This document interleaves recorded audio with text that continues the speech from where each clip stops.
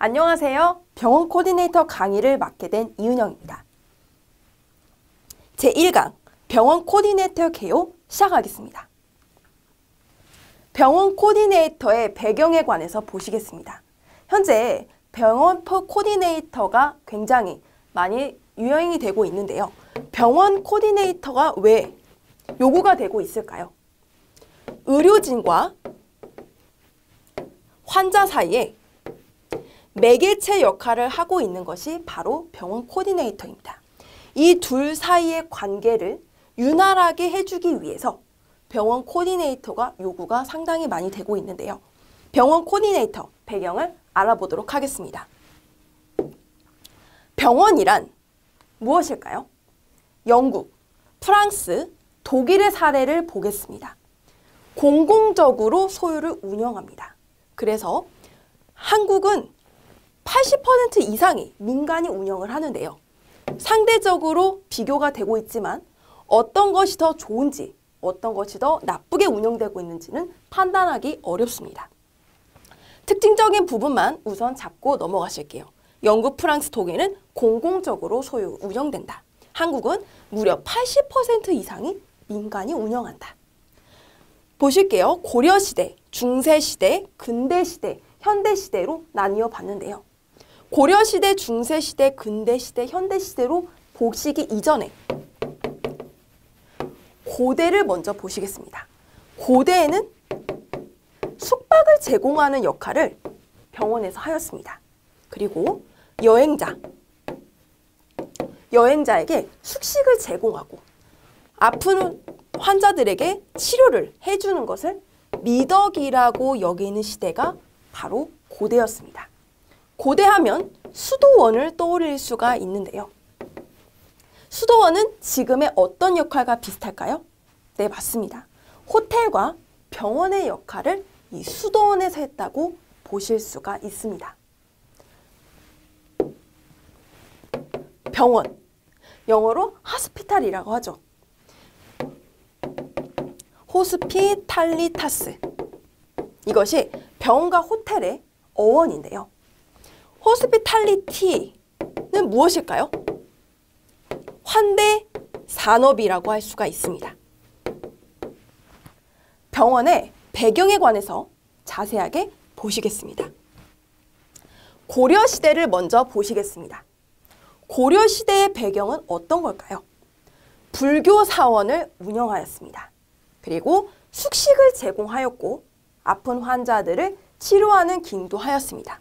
고려시대는 여건제를 기억해 두시면 좋은데요. 여건제는 여행 서비스 센터라고 보시면 되세요. 그래서 치료 또 하면서 여행자들 그리고 행여 병자들을 치료해주고 숙식까지도 제공을 해줬다. 여건제를 기억해 두시면 되실 것 같습니다. 두 번째로 중세시대를 보시겠습니다. 중세시대는 어떤 배경이 있을까요? 환자를 요양하고요. 여행자에게 마찬가지로 숙박을 제공하였습니다. 불황에까지도 수용하였는데요. 중세시대 하면은 어떤 것을 떠올릴 수가 있을까요? 맞습니다. 종교를 떠올릴 수가 있죠. 그래서 종교가 굉장히 성장함과 동시에 여기서 수도원이라는 제도가 탄생이 된 것입니다. 그래서 중세는 요양, 여행자 숙박, 불황인 수용, 그리고 수도원을 기억하시면 되시겠습니다. 세 번째를 보실게요. 근대시대로 넘어왔는데요. 근대시대에는 어떤 배경이 있을까요? 맞습니다. 급성기 환자를 떠올리시면 되시고요. 치료 전문기관이라고 보시면 되십니다. 근대시대는 전염병이 증가함으로써 전염병을 예방하기 위한 진료도 되었고 여기서 고객 중심 의료로 가는 길목에 있다고 보실 수가 있습니다. 마지막으로 현대인데요. 현대는 대형화 전문화되었죠.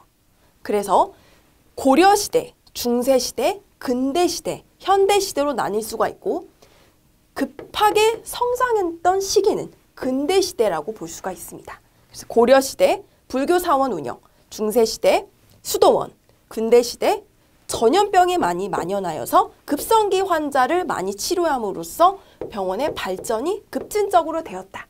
그리고 마지막으로 현대를 보실 수가 있습니다. 그렇다면 미래는 어떨까요? 현대는 현재 입원 환자들보다는 어떻게 해요? 외래 환자를 더 많이 받으려는 의견들이 많고, 미래에는 원격 의료가 개발이 되고 있죠. 이렇게 고려시대, 중세시대, 근대시대, 현대시대, 미래까지 간략하게 보셨습니다. 배경을 이어서 보시겠습니다. 90년대 초반 1992년에서 95년, 1995년에서 2003년, 2003년 이후를 가지고 와봤는데요. 90년대 초반을 보시면 개인 의원 중심이었다. 그리고 생존형 진료, 말 그대로 치료를 전문적으로 해주는 곳에 그치게 되는 게 90년대 초반의 배경입니다. 1992년에서 95년도는 어떤 배경일까요? 선택형 진료가 시작이 되었고 병원 코디네이터의 도입기가 시작되었습니다. 1995년에서 2003년도는 진료와 어떻게 해요? 경영이 병행이 되었습니다. 그래서 병원 코디네이터의 성장기라고 보실 수가 있습니다. 2003년 이후에는 1인, 다수, 개인 병원, 그리고 전문화, 개인화, 전문화되었다. 개인 다수 병원이 소유가 많이 되었고 병원 코디네이터의 성숙기 과정으로 접어들게 됩니다. 그래서 정리를 해보면 1992년에서 95년도가 도입기다. 그리고 95년에서 2003년기가 병원 코디네이터의 성장기다. 그리고 2003년 이후부터 현재까지가 바로 성숙기라고 보실 수가 있습니다. 현대는 1994년 미국 병원 경영 사례를 벤치마킹한 치과 병원이 바로 한국의 병원 코디네이터에 처음 도입된 계기인데요. 하단을 보시면 예치과의 코디네이터는 단순 접수원이 아니라 어떻게 해요? 적극적인 서비스를 펼쳐서 환자의 굳은 인상을 펴게 하였다고 합니다. 결국 딱딱한 병원의 이미지를 어떻게 해요? 병원 코디네이터를 도입함으로써 내 집같이 만드는 일을 담당했다고 하는 거죠. 불안한 환자를 어떻게 해요? 편안하게, 그만큼 내 집처럼 편안하게 만들었다는 내용이겠죠.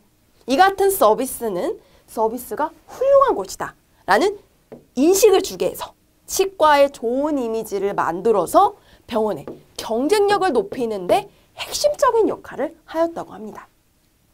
이렇게 현대까지 병원 코디네이터의 배경 자세하게 알아보셨습니다. 이어서 보실게요.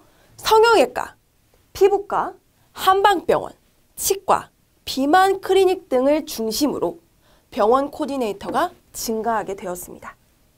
의료시장이 개방이 되었고 병원이 체인화되는 추세가 되었습니다. 그래서 경쟁이 치열해지면서 고객 중심의 서비스가 확산이 되어서 병원 코디네이터의 필요성은 더욱 증가하게 된 것이죠. 최근 세계적 추세를 보시면 탈병원화, 이제는 병원도 단순히 치료 중심, 진료 중심이 아니라 자연치유라든지 원격, 서비스 등 단순히 병원 치료에서 머무르지 않는다는 것이죠. 그리고 두 번째 세계적 추세는 탈제도화입니다. 어떤 제도적인 측면에서 벗어난다는 거죠. 탈병원화와 같은 맥락이라고 보실 수가 있겠습니다. 세 번째는 재원기간의 단축입니다. 같은 말로는 무엇일까요? 네, 맞습니다. 병원 회전율 증가와 같은 말이겠죠. 그래서 미래, 그리고 지금 현재도 어떻게 해요? 입원 환자를 줄이고 외래 환자를 늘린다는 방향으로 가고 있다고 말씀드렸죠. 입원 진료 수요의 감소가 있겠습니다. 현대를 보시면 성형외과, 피부과, 특별히 더욱더 요구되는 학과가 있죠. 한방병원, 치과, 비만 클리닉 등을 중심으로 증가하고 있는 추세고요. 의료시장이 개방되고 체인화되면서 어떻게 해요? 경쟁이 치열해지면서 단순히 치료 중심에서 서비스가 훨씬 더 중요해졌다는 것이겠죠. 이번엔 병원 조직의 구조에 관해서 보시겠습니다. 병원 조직의 구조란